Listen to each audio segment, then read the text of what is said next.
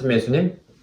네, 벌써 연중 제 7주일이면서 2월의 마지막 주입니다. 다음 주면 벌써 3월이고요. 뭐 3월이면 왠지 느낌이 이제 봄이 찾아오는 것 같은 그런 느낌이잖아요. 날씨는 아직 춥지만.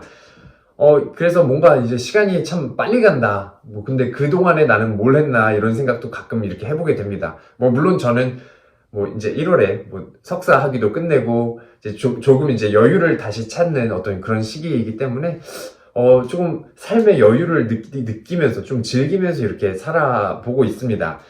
좀 여유를 즐기다 보니까 이제 사실 뭐 여유가 여유지 이제 공부 학업적으로 이렇게 신경을 썼던 거를 더 본당 일에 이제 많이 신경을 쓰게 되면서 이렇게 또 다른 의미에서 이제 바쁜 그런 시기를 보내고 있습니다.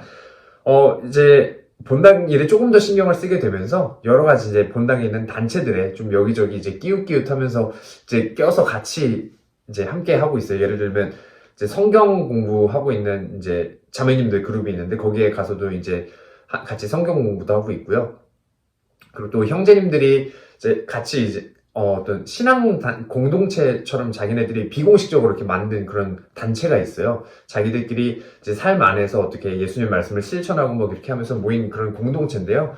그래서 그 공동체가 이제 남성으로만 이루어진 형제 뭐 나이 제한 없이 남성으로만 이루어진 그런 형제 공동체인데 뭐 정기적으로 이제 저한테 요청을 해서 본당에서 성체현시, 성체강복 이렇게 1시간씩 성시간을 가지기도 하고요. 매주 토요일마다 모여서 이렇게 또 이야기도 나누면서 그렇게 일주일 동안 어떻게 살았는지 이렇게 생활 나눔도 하면서 그렇게 하고 있는 신앙 어떤 공동체예요. 거기에도 이제 제가 또 함께 껴서 같이 이렇게 지도 신부는 아니지만 같이 그냥 한 일원으로서 같이 그 어떤 기도 생활과 신앙 생활을 같이 하기로 해가지고 또 그런 여러 가지 이렇게 자꾸 오지랖 피우면서 이렇게 여기 끼웃끼웃 하다 보니까 또 다른 의미로 바빠지게 됐습니다. 뭐 제 근황은 이렇고요. 오늘 복음으로 이제 함께 들어가 보고 싶어요. 오늘 복음에 참 듣기 불편한 마음이 드는 분들도 있을 것 같아요. 원수를 사랑하여라. 그리고 자기를 미워하는 사람을 위해서 기도하고 박해하는 사람을 위해서 기도하고 이렇게 자기 원수들에게 오히려 더 사랑을 베풀라는 그런 어떻게 보면 우리가 생각하기에 되게 비합리적이고 비이성적이고 불가능할 것 같은 그런 말씀을 우리에게 전해주고 계세요. 사실 쉽지 않아요. 뭐 인간이기 때문에 저도 그렇고요. 모든 사람들이 원수를 사랑한다는 것 자체가 쉽지가 않을 겁니다. 사실 뭐 그게 쉬웠으면 애초에 원수라는 게 있지도 않았겠죠. 그냥 뭐 바로 용서해버리면 되니까요. 또 세상이 더 복잡해지고 다양해지면서 다양한 의미에서 이렇게 원수들이 이렇게 찾아오기도 하고 생기기도 하고 하는 것 같아요. 그래서 또 해결하기도 참 어려운 일들이 많고요. 근데 뭐 일상 안에서 흔히 생각을 해보면 뭐 결혼하신 분들은 내 배우자가 어느 날 어느 순간 왼수로 이렇게 다가오는 경우들도 있고요. 자녀들이 원수처럼 나타날 때도 있고요. 때로는 부모님들이, 때로는 뭐 이웃들이나 성당에서 형제 자매님들이 아유 저 왼수처럼 이렇게 나에게 다가오는 경우들도 참 많이 있는 것 같습니다. 근데 그럼 원수를 사랑하라는 말씀을 어떻게 생각을 해봐야 될까?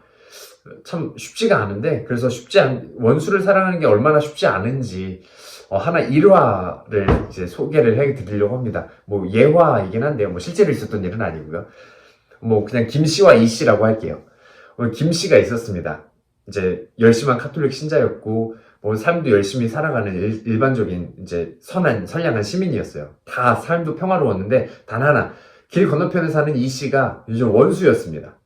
아주 그냥 여러모로 삶의 여러 방향에서 아주 눈엣 가시였어요. 근데 그렇게 살고 있던 어느 와중에 꿈에 천사가 나타납니다. 너가 열심히 신앙생활도 하고 이런 거 내가 잘 알고 있다. 그래서 너가 원하는 거를 그대로 다 들어주겠다. 그리고 그 대신에 너에게 들어주는 거 2배만큼 반대편에 이 씨에게도 들어주겠다. 얘기를 한 거예요.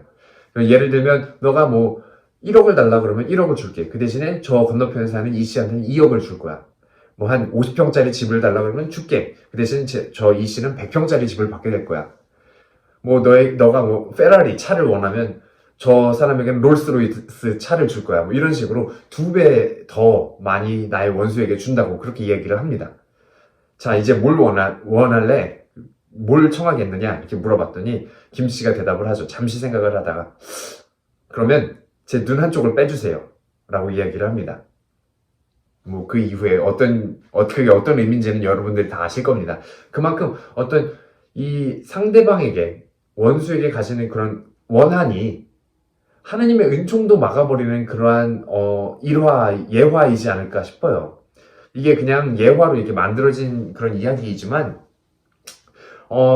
구체적으로 생각을 해보면 우리가 일상 안에서 내가 가지고 있던 어떤 원한이나 미워하는 마음이나 이런 것 때문에 나에게 찾아오는 하느님의 그런 은총을 올바로 바라보지 못하고, 올바로 찾아보지 못하고, 올바로 내가 받아들이지 못하는 그러한 경험들이 있지 않을까 하는 생각도 듭니다.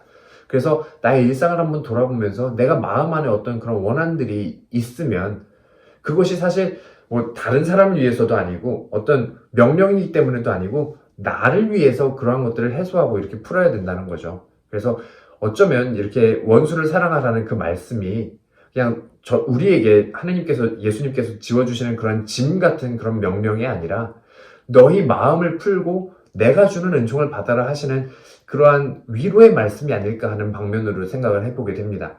그리고 사실 이 결정적으로 이렇게 원수를 사랑하라는 그 말씀은 바로 하느님 아버지의 그런 자비를 담게 우리를 초대하시는 거죠. 그분의 자비로 우리를 초대하시는 겁니다. 비슷한 맥락이 있어요. 사실 이제 오늘 이 가르침들이 결국에는 하나의 이 문장으로 종합이 되죠. 너희 아버지께서 자비하신 것처럼 너희도 자비로운 사람이 되어라 하고 말씀을 하십니다.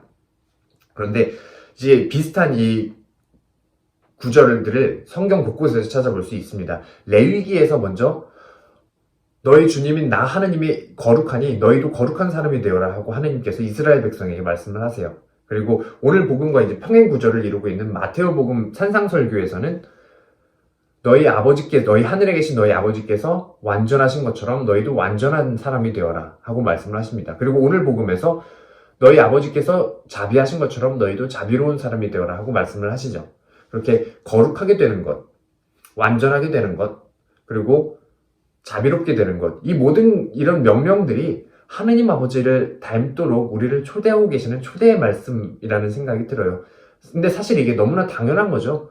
자녀들이 부모님을 닮는 그런 모습은 너무나 자연스러운 현상입니다. 우리의 이런 신앙생활 안에서, 영성생활 안에서도 마찬가지죠. 우리가 하느님의 자녀라면 모든 면에서 그분을 닮아야 하겠죠.